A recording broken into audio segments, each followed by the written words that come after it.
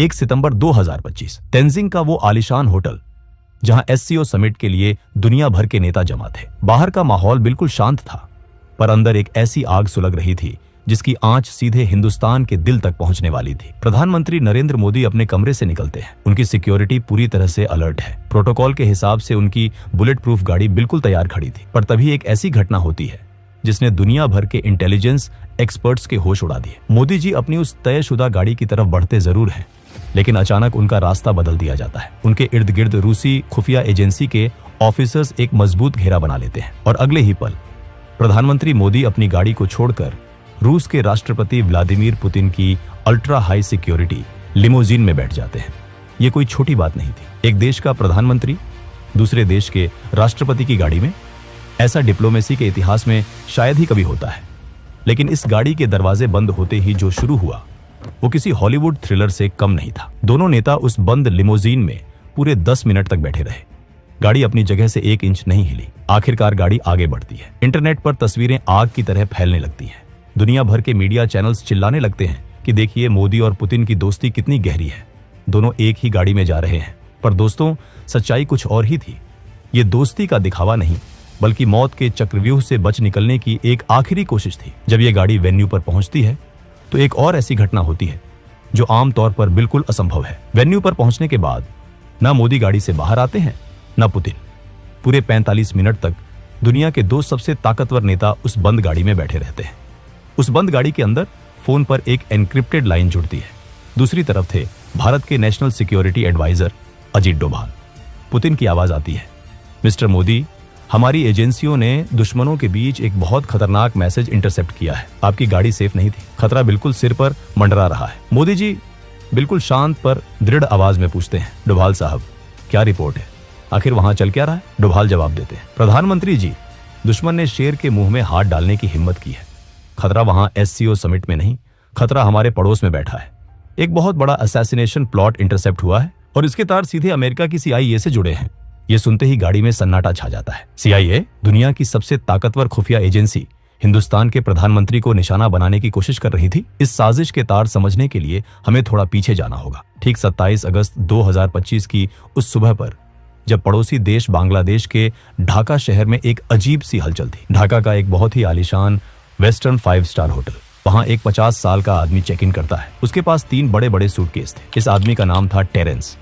दिखने में वो एक आम अमेरिकन बिजनेसमैन लग रहा था। उसने होटल स्टाफ को यही बताया था कि वो एक बिजनेस ट्रिप पर आया है। पर सच तो ये था कि टेरेंस कोई बिजनेसमैन नहीं, बल्कि अमेरिकन खुफिया एजेंसी CIA का एक बहुत ही खतरनाक और मंझा हुआ कोवर्ट ऑपरेटिव था। वो वहां किसी बिजनेस डील के लिए नहीं आया था। वो वहां आया था एक ऐसी साजिश को अंजाम देने जो दुनिया का नक्शा हिलाकर रख देती। उन 3 बड़े सूटकेस के अंदर कोई बिजनेस के सैंपल नहीं थे। उनमें भरे थे high tech electronics, encrypted communication devices, आम लोगों की भीड़ में छिपने वाले वेपन्स और खुफिया ब्लूप्रिंट्स। टेरेंस का काम था एक कमांड सेंटर एस्टैब्लिश करना। वो वहां बैठकर किसी ऐसी स्नाइपर टीम या हिट स्क्वाड को कमांड देने वाला था जो उस एससीओ समिट के आसपास पहले से ही पोजीशन ले चुकी थी। टेरेंस बिल्कुल सांप की तरह कुंडली मारकर बैठा था। वो अपने शिकार का इंतजार कर रहा था। उसका टारगेट क्लियर था, प्रधानमंत्री नरेंद्र मोदी का असैसिनेशन। एक ऐसा अटैक जो देखने में किसी टेररिस्ट ऑर्गेनाइजेशन का काम लगे, पर जिसके पीछे दिमाग वॉशिंगटन में बैठे कुछ नापाक मंसूबे रखने वालों का हो। उन्हें लगा कि बांग्लादेश में बैठकर इस ऑपरेशन को अंजाम देना सबसे सेफ होगा, क्योंकि वहां आमतौर पर किसी को शक नहीं होगा। पर वो एक चीज भूल गए थे, ये वो पुराना भारत नहीं था जो दुश्मन के वार का इंतजार करे। ये नया भारत था। और जब बात देश के प्रधानमंत्री की सुरक्षा की हो तो भारत की खुफिया एजेंसी रॉ कभी सोती नहीं है। आखिर इतनी गहरी साजिश का पर्दाफाश कैसे हुआ? यहाँ एंट्री होती है दुनिया की 2 सबसे ताकतवर इंटेलिजेंस एजेंसियों के गठबंधन की, भारत की रॉ और रूस की SVR। अगस्त के आखिरी दिनों में SVR की इंटेलिजेंस ने कुछ अजीब रेडियो फ्रीक्वेंसीज को इंटरसेप्ट किया। ये फ्रीक्वेंसीज आम नहीं थी। ये high level CIA encryption protocols थे जो अचानक से ढाका और उस SCO समिट के लोकेशन के बीच एक्टिव हो गए थे। रूस ने तुरंत ये जानकारी भारत के NSA अजीत डोभाल के साथ शेयर की। नई दिल्ली में आधी रात को एक इमरजेंसी मीटिंग बुलाई गई। रॉ चीफ, IB डायरेक्टर और डोभाल एक टेबल पर थे। रॉ के टॉप ऑफिसर ने डोभाल से कहा, सर, हमें कंफर्म हो गया है कि एक हाई वैल्यू टारगेट को एलिमिनेट करने की प्लानिंग हो रही है और लगता है कि टारगेट प्रधानमंत्री है। डोभाल ने कहा, अगर उन्होंने हमारे प्रधानमंत्री की तरफ आंख भी उठाई तो हम उनका वो हाल करेंगे कि आने वाली सदियों तक उनकी रूह कांपेगी। डोभाल ने तुरंत रशियन काउंटरपार्ट से संपर्क किया। यही वजह थी कि 1 सितंबर की रात को मोदी जी को उनकी तय गाड़ी में बैठने से रोक दिया गया। रॉ और एसवीआर ने मिलकर उस साजिश के चक्रव्यूह को तोड़ने का मास्टर प्लान बनाया। उन्हें पता था कि स्नाइपर या हिट स्क्वाड सिर्फ तभी अटैक करेगा जब उसे ढाका से टेरेंस की कमांड मिलेगी। अगर टेरेंस का कनेक्शन काट दिया जाए तो पूरा ऑपरेशन ताश के पत्तों की तरह बिखर जाएगा। और फिर शुरू हुआ ऑपरेशन साइलेंट टेकडाउन। 1 सितंबर 2025 ढाका का वो 5 स्टार होटल। टेरेंस अपने कमरे में बैठा आखिरी तैयारियां कर रहा था। वो अपनी व्हिस्की का गिलास हाथ में लिए अपनी जीत का जश्न मनाने ही वाला था कि अचानक खेल पलट गया। टेरेंस की मौत का तरीका इतना खामोश और सटीक था कि किसी को कानों कान खबर तक नहीं हुई। टेरेंस की उसी व्हिस्की की ड्रिंक में एक ऐसा केमिकल मिला दिया गया था जो पलक झपकते ही इंसान के नर्वस सिस्टम को बंद कर देता है। ये कोई आम जहर नहीं था, ये एक हाई ग्रेड असैसिनेशन वेपन था जिसका इस्तेमाल सिर्फ दुनिया की टॉप एजेंसियां करती हैं। जैसे ही टेरेंस ने वो ड्रिंक पी, उसके होश उड़ने लगे। वो अपने कम्युनिकेशन डिवाइस तक पहुंचने की कोशिश करता रहा, पर उसके हाथ पैर काम करना बंद कर चुके थे। कुछ ही सेकंड्स में वो जमीन पर गिरा और उसने दम तोड़ दिया। बिना किसी आवाज के, बिना किसी गोली के, दुनिया की सबसे बड़ी सुपर पावर का एजेंट अपने ही बिछाए जाल में ढेर हो चुका था। CIA की वो साजिश वहीं उसी कमरे में दफन हो गई। लेकिन इसके बाद जो हुआ उसने इस साजिश को और भी गहरा कर दिया। जैसे ही टेरेंस की मौत की खबर अमेरिकन एम्बेसी तक पहुंची, वहां भगदड़ मच गई। उन्हें समझ आ गया था कि उनका खेल खत्म हो चुका है और किसी ने उन्हें उनके ही घर में घुसकर मात दे दी है। अगले ही पल US एम्बेसी से एक पूरी टीम उस होटल में दाखिल होती है। उन्होंने बांग्लादेश की लोकल पुलिस को होटल के अंदर घुसने तक नहीं दिया।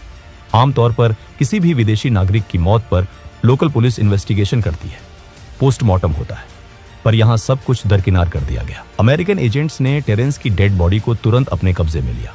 उसका कोई पोस्टमार्टम नहीं हुआ। उसकी बॉडी को सीधे एक स्पेशल फ्लाइट के जरिए US भेज दिया गया। और वो जो 3 बड़े सूटकेस थे जिनमें उस पूरे ऑपरेशन के ब्लूप्रिंट्स और इलेक्ट्रॉनिक एविडेंस थे, वो सब कुछ US एम्बेसी के एजेंट्स ने जब्त कर लिया। और बात यहीं खत्म नहीं हुई। लंदन और वॉशिंगटन के सर्वर्स पर बैठे साइबर एक्सपर्ट्स ने लगातार कई घंटों तक काम किया और टेरेंस के वजूद का हर एक डिजिटल फुटप्रिंट मिटा दिया।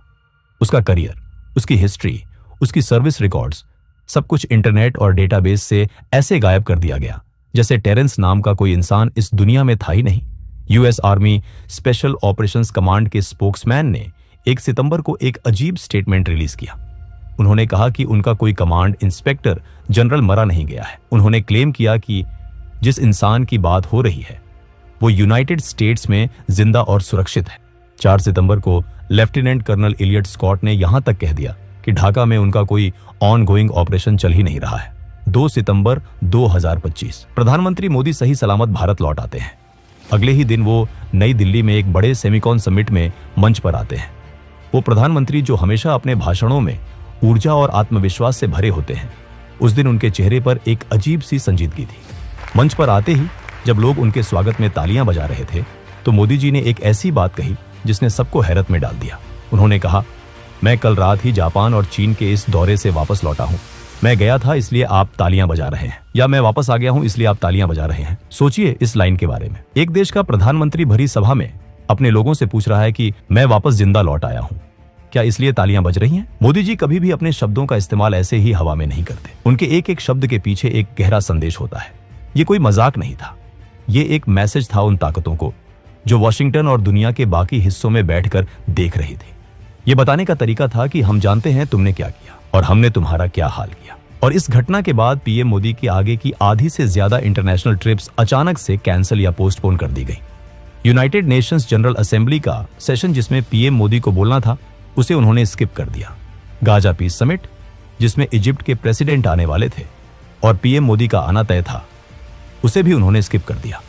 आसियान समिट जो कुआलालंपुर में होने वाला था, वहां भी पीएम मोदी नहीं गए। उनकी जगह दूसरे डेलीगेट्स को भेजा गया। 1 महीने के अंदर इतने सारे बड़े इंटरनेशनल प्लेटफॉर्म्स से प्रधानमंत्री का पीछे हटना, क्या ये सिर्फ एक कोइंसिडेंस है या फिर सिक्योरिटी थ्रेट इतना बड़ा है कि एजेंसियां कोई भी रिस्क लेने को तैयार नहीं है? इस पूरे एपिसोड के पीछे आखिर मंशा क्या थी? अमेरिका जैसा देश जो भारत को अपना स्ट्रेटेजिक पार्टनर बोलता है, वो ऐसी नापाक साजिश क्यों रचेगा? इसे समझने के लिए आपको पड़ोस में देखना होगा। पिछले कुछ समय में हमारे पड़ोसी देशों में क्या हो रहा है। बांग्लादेश में पूरी तरह से तख्ता पलट हो गया। हिंसा और आगजनी हुई। नेपाल में लगातार ऐसी स्थिति पैदा की जा रही है जिससे वहां अशांति आए। श्रीलंका का तो इकोनॉमिक और पॉलिटिकल हाल दुनिया ने देखा ही है। यह सब अचानक नहीं हो रहा। भारत के आसपास के देशों को डिस्टेबलाइज करके एक इनविजिबल फोर्स भारत के इर्द गिर्द एक रिंग ऑफ फायर बना रही है। CIA का तो इतिहास रहा है दूसरे देशों में रिजीम चेंज करवाने का, चाहे वो साउथ अमेरिका हो, मिडिल ईस्ट हो या एशिया।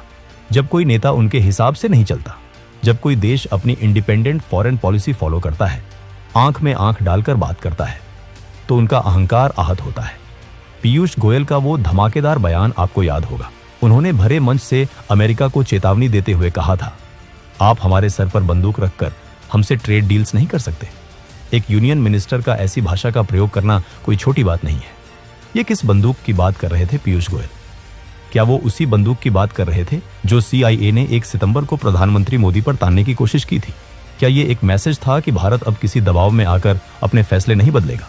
टेरेंस का मर्डर PM मोदी का असैसिनेशन प्लॉट हो या ना हो, लेकिन एक बात बिल्कुल साफ है, ढाका में बैठकर टेरेंस भारत के खिलाफ एक बहुत बड़ी आग लगा रहा था।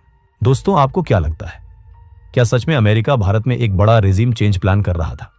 क्या वो प्रधानमंत्री को रास्ते से हटाकर अपना कोई पपेट नेता बिठाना चाहते थे? क्या इन सारी बातों में, पीयूष गोयल के बयान में और मोदी जी के उस जिंदा लौट आने वाले कमेंट में कोई कनेक्शन है? अपनी राय कमेंट्स में जरूर लिखिए।